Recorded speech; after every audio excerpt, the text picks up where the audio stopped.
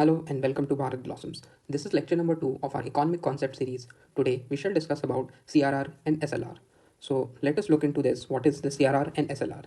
देखो CRR वो amount होता है जो बैंक्स एक सर्टेन परसेंटेज ऑफ डिपॉजिट्स अपना आरबीआई के पास जमा रखते हैं एंड एसएलआर क्या होता है SLR is that deposit which banks keep with themselves only but they are in form of liquid assets like cash gold government securities and treasury bills etcetera.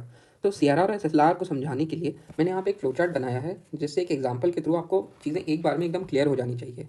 तो चलिए देखते हैं। मान लीजिए एचडीएफसी बैंक को 1000 रुपीज़ इन टोटल डिपॉजिट से मिलते हैं थ्रू इट्स कस्टमर्स। तो एचडीएफसी बैंक के पास टोटल डिपॉजिट कितना हो गया 1000 rupees.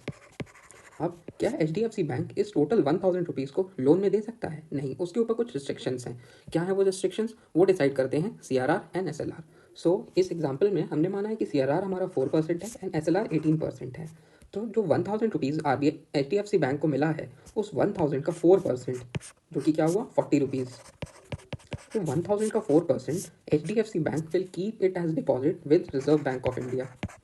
Okay, so this is CRR and उसी 1000 का 18% HDFC will invest in government securities gold treasury bills or it can keep in cash also but it will not deposit that cash in RBI, it will keep it with itself.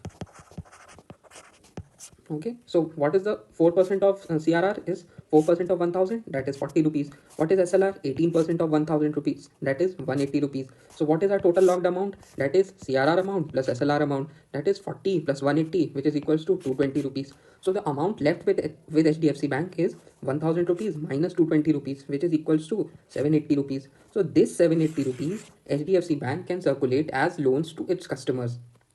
I hope this is clear. Now we shall look into some other aspects of CRR and SLR and to know in detail what are their functions and how do they work. So as I have already told, CRR, it is the banks keep these deposits with RBI and RBI doesn't pay any interest on this to the banks. For example, this 40 rupees which HDFC Bank has deposited with RBI, RBI will not pay any interest to HDFC Bank. Hence, banks makes no profit on this.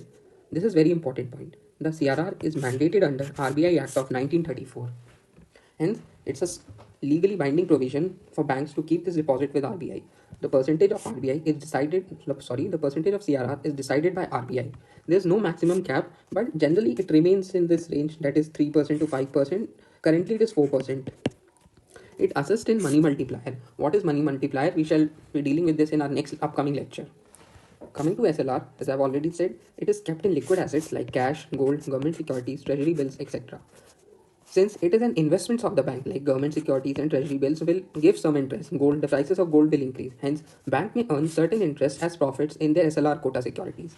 This is mandated under Banking Regulation Act 1949. Hence, it's a point of to remember that both CRR and SLR are legally binding, but they are mandated under different acts. CRR is mandated under RBI Act of 1934 and SLR is mandated under Banking Regulation Act of 1949.